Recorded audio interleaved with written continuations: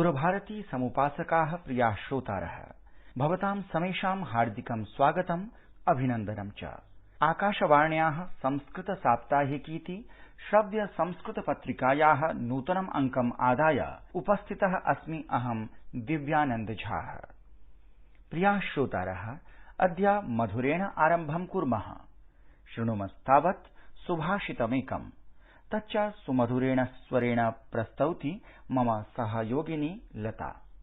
न सा सभा यत्र न सन्ति वृद्धा, वृद्धा न ते ये न वदन्ति धर्मम्, धर्मः स नो यत्र न सत्यमस्ति, सत्यं न तद्यच्छलमभ्युपैति। वह सभा नहीं है जहाँ वृद्ध न हो, वह वृद्ध नहीं जो धर्म न बताए, वह धर्म नहीं जिसमें सत्य न हो, और वह सत्य नहीं जिसमें छल हो। अहो साधु उक्तम्। मित्राणि, अग्रे सरामः सम्प्रति प्रसंग प्रभागं प्रति, यत्र लयतालपूर्वकं श्रीमद्भगवद्गीता पाठं करोति अस्माकं सहयोगी नरेन्द्र दत्त सीमवालः। न मे पार्थास्ति कर्तव्यम् त्रिषु लोकेषु किञ्चन, नानवाप्तमवाप्तव्यम् वर्त एव च कर्मणि, यदि ह्यहं न वर्तेयम् जातु कर्मण्यतन्द्रितः, मम वर्त्मानुवर्तन्ते मनुष्याः पार्थ सर्वशः, उत्सीदेयुरिमे लोका न कुर्यां कर्म चेदहम्, संकरस्य च कर्ता स्यामुपहन्यामि माः प्रजाः, सत्ताः कर्मण्यविद्वांसो यथा कुर्वन्ति भारत। अयि जागरूकाः श्रोतारः, सम्प्रति साप्ताहिकी वार्ता प्रभागे प्रस्तूयते साप्ताहिकः वैश्विकः वृत्तान्तः। अद्य अशेष जगतः साप्ताहिक्यः वार्ताः आदाय उपस्थितः अस्ति अस्मदीयः सहयोगी पुरुषोत्तम शर्मा। प्रधानमन्त्री नरेन्द्र मोदी गुरुवासरे वाराणस्यां 1,50 कोटिरूप्यकाणां विविध परियोजनानाम् उद्घाटनं शिलान्यासं च अकरोत्। अत्रावसरे प्रधानमन्त्री अवोचत् यत् कौशल विकासः राष्ट्रियावश्यकता वर्तते। प्रधानमन्त्रिणा दृश्यांकनमाध्यमेन गुजराते महत्वपूर्ण रेल परियोजनाः लोकार्पिताः।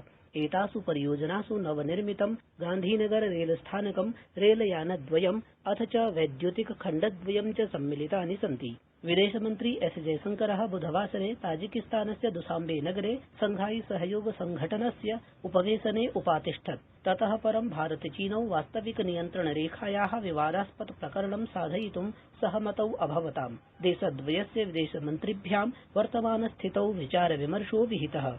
उत्तराखण्ड प्रशासनेन कोविड संक्रमणं निध्याय अस्मिन् वर्षेऽपि कांवडयात्रा निरसिता। राज्यारक्षिबलेन अन्यराज्येभ्यः हरिद्वारे अनधिकृत प्रवेशः प्रतिषेधितः। सममेव प्रतिवेशि राज्येभ्यः सहयोगश्च अभियाचितः। देशे कोविड नियमोल्लंघनं निध्याय स्वास्थ्य मन्त्रालयेन जनस्वास्थ्य सेवासु विशेषावधानाय राज्यप्रशासनानि आदिष्टानि। स्वास्थ्य सचिवः राजेश भूषणः अवोचत् यत् कोविड संक्रमणं निराकर्तुं प्रबन्धनम् आवश्यकमस्ति। श्रुताः अस्माभिः साप्ताहिक्यः वार्ताः। मान्याः श्रोतारः, अद्य ज्ञानविज्ञानाख्ये साक्षात्कार प्रभागे अस्माभिः साकं संवादाय उपस्थिताः विद्यन्ते विख्याताः सुकवयः डॉक्टर अरविन्द तिवारी महाभागाः। सम्प्रति अस्मदीय सहयोगिना डॉक्टर झा परमानन्देन साधितेन संवादमाध्यमेन जानीमः भारतीय ज्ञानप्रवाहं प्रति तिवारीवराणां विचारान्। नमो नमः सकलेभ्यः सहृदय श्रोतृजनेभ्यः। आकाशवाण्याः साप्ताहिकी कार्यक्रमस्य साक्षात्कार श्रृङ्खलायाः अन्तर्गतम् अद्य अस्माकं समक्षम् उपस्थिताः सन्ति संस्कृत जगतः आधुनिक कवि परम्परायां सुख्यात नामानः कविकोविदाः डॉक्टर अरविन्द तिवारी महाभागाः बिहारस्य गोपालगंज जनपदे लब्धजन्मभिः सम्प्रति च उत्तरप्रदेशस्य बागपत जनपदे संस्कृत प्रवक्तृपदम् अलङ्कुर्वद्भिः एभिः महाशयैः निरन्तरं बहुभिः प्रकारैः संस्कृतवाण्याः सेवा विधीयते। भवद्भिः 22 संस्कृत काव्य ग्रन्थाः प्रणीताः, अनेकेषु कविमञ्चेषु काव्यपाठः कृतः, अमरवाणी संस्था संस्थापिता, काव्यामृत वर्षिणी नाम षाण्मासिकी संस्कृत पत्रिका च सम्पाद्यते। भवन्तः उत्तर प्रदेश संस्कृत संस्थान समेतैः अनेकैः प्रतिष्ठित संस्थानैः अनेकधा सम्मानिताः। तर्हि आगच्छन्तु अद्य वयम् ईदृशैः प्रतिष्ठितैः कविकोविदैः समम् आधुनिक संस्कृत काव्य जगतः दशां दिशां च आधृत्य संवाद सुखं प्राप्नुमः, स्वीय ज्ञानाभिवृद्धिं च विदध्मः। सर्वप्रथमं हार्दिकं स्वागतम् अभिनन्दनं च अस्मिन् कार्यक्रमे भवताम् आचार्यवराणाम्। सादरं सर्वेभ्यो नमः। आचार्याः, भवन्तः सुकवयः साहित्यकाराः सक्रियतया संस्कृत काव्य सर्जनायां संलग्नाः सन्ति। संस्कृत काव्यधारायाः सम्प्रति देशे का दशा? युगमिदं संस्कृत साहित्य सर्जना दृष्ट्या पूर्व भारतापेक्षया उन्नततरं क्षीणतरं वा दृश्यते। सम्प्रति च संस्कृत काव्य सर्जनायाः समक्षं कानि प्रमुखाणि समाह्वानानि सन्ति? प्रासंगिकं प्रश्नमपृच्छन् भवन्तः। सम्प्रति संस्कृतकाव्यधाराया दशा उत्तमा वर्तते। उन्नततरं युगमिदं साहित्यसर्जनदृष्ट्या समृद्धं समवलोक्यते। यद्यपि बहूनि समाह्वानानि सन्ति, तथापि काव्यसर्जना सुरसरिदिव स्वगत्या यात्रां कुर्वती वर्तते इत्यत्र नास्ति सन्देहः।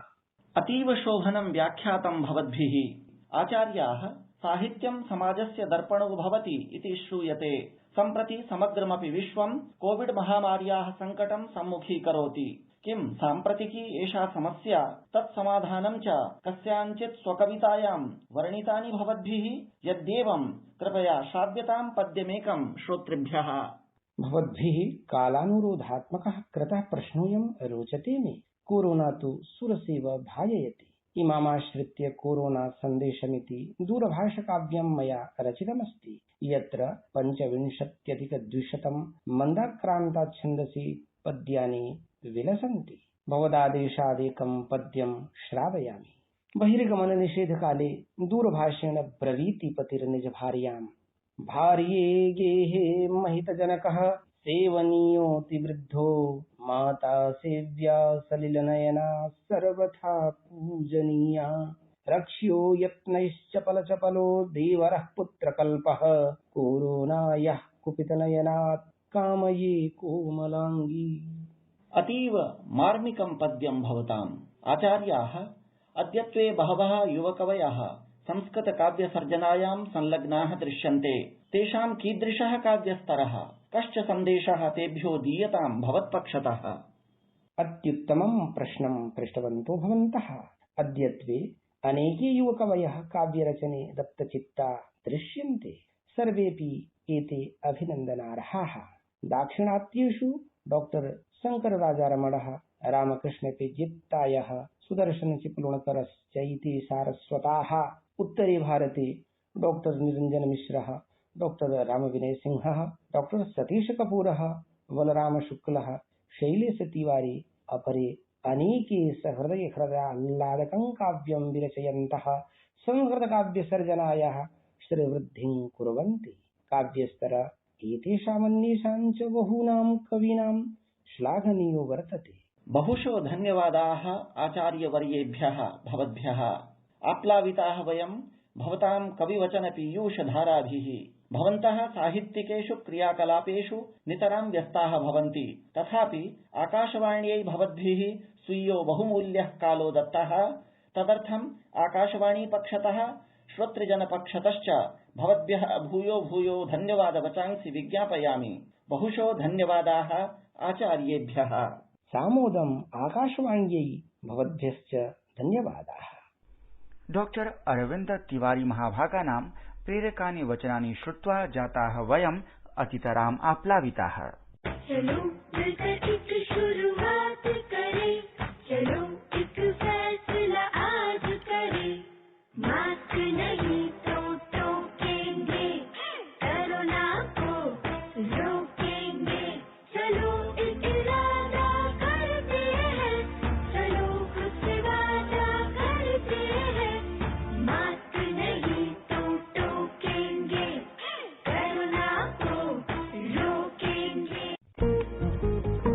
अयि संस्कृत समाराधकाः आगच्छन्तु संस्कृत दिग्दर्शनी प्रभागे, यत्र विश्वस्मिन्नपि विश्वे संस्कृत संवर्धनाय अनुष्ठितानां कार्यक्रमाणां विषये सविस्तरं संसूचयति अस्मदीय सहयोगिनी सुषमा कुमारी।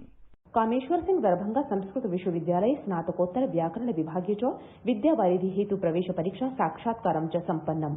भुवनेश्वरस्य भुवनेश्वर संस्कृत परिषदा गुगल मीट द्वारा समायोजितं संस्कृत सम्मेलनमेकम् अत्र प्रोफेसर प्रफुल्ल कुमार मिश्रः आध्यक्षत्वेन विराजितवान्। संस्कृत जगति हर्षस्य विषयोऽयं वर्तते यत् श्रीमाता वैष्णोदेवी विश्वविद्यालये कटरा जम्मू कश्मीरे प्रवर्तमान आगामि सत्राय च कृते संस्कृत विभागस्य स्थापना सहैव MA संस्कृत पाठ्यक्रमः प्रारभ्यते।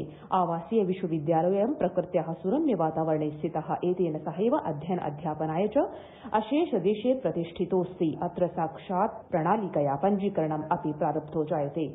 उत्कलस्थित्यां संस्कृत भारत्या प्रचार विभागेन आयोजितं विश्व प्रसिद्ध रथयात्रायाः संस्कृत भाषायां प्रसारणम्।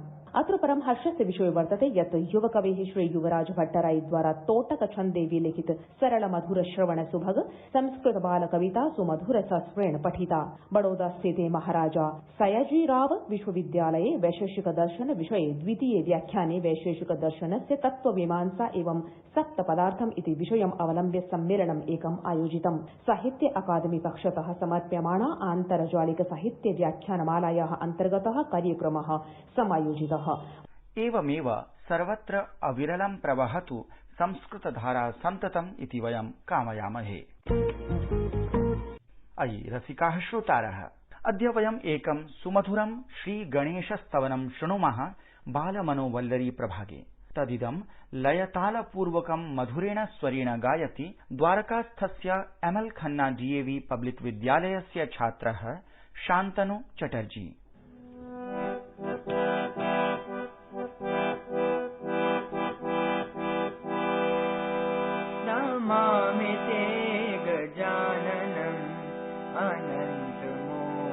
दायकं समस्त विघ्न हारकं समस्त विनाशकं मुदाकरं सुखाकरं मम प्रिय गणाधिपं नमामि ते विनायकं हृदकमल निवासिनं नमामि ते गजाननम् अनंत मोददायकम्।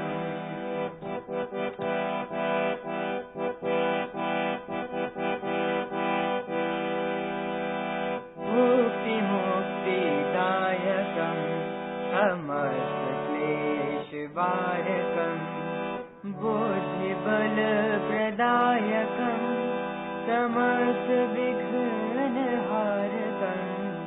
धूम्रवर्ण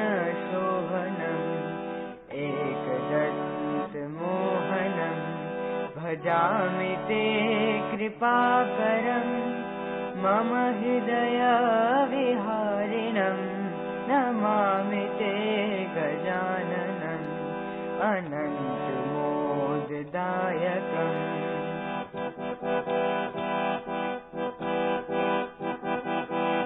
गजवदन शोभितं मोदकं सदा प्रियं वक्रतुण्डधारकं कृष्णतेजमोहनं विकटरूपधारिणं देववृन्दवन्दितं स्मरामि विघ्नहारकं मम बन्धमोचकं नमामि ते गजाननम् अनन्तमोददायकम्।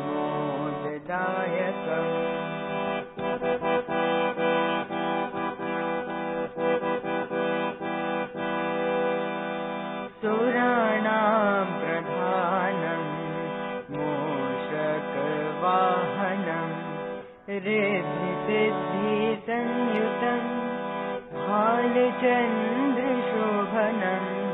ज्ञानिनां वरिष्ठम् इष्टफलप्रदायकं सदा भावयामि त्वां सगुणरूपधारिणं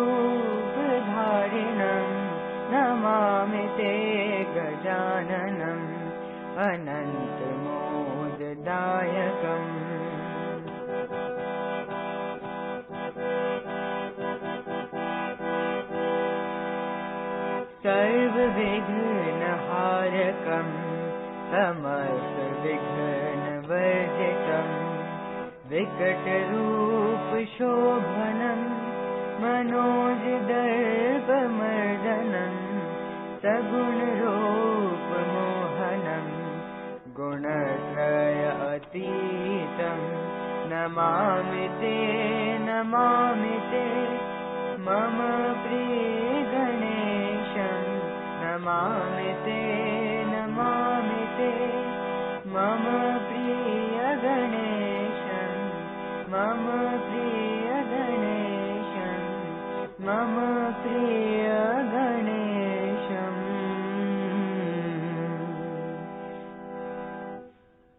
अहो कर्णप्रियं स्तवनम्।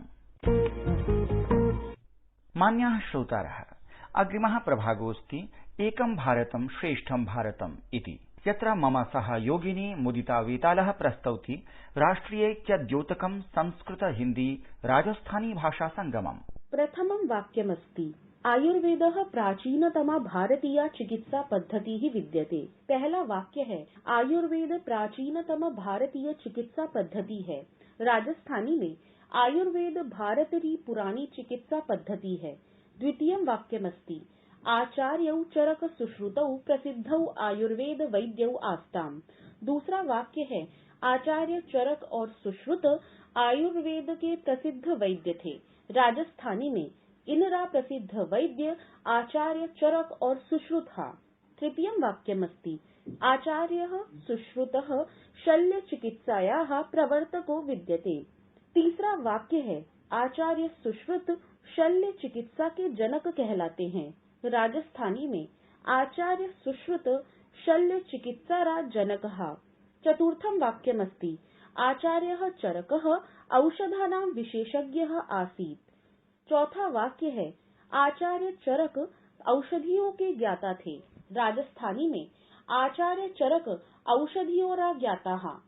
पंचमं वाक्यमस्ति एतयोः आचार्ययोः चिकित्सा पद्धतयः अधुनापि प्रासंगिक्यः सन्ति।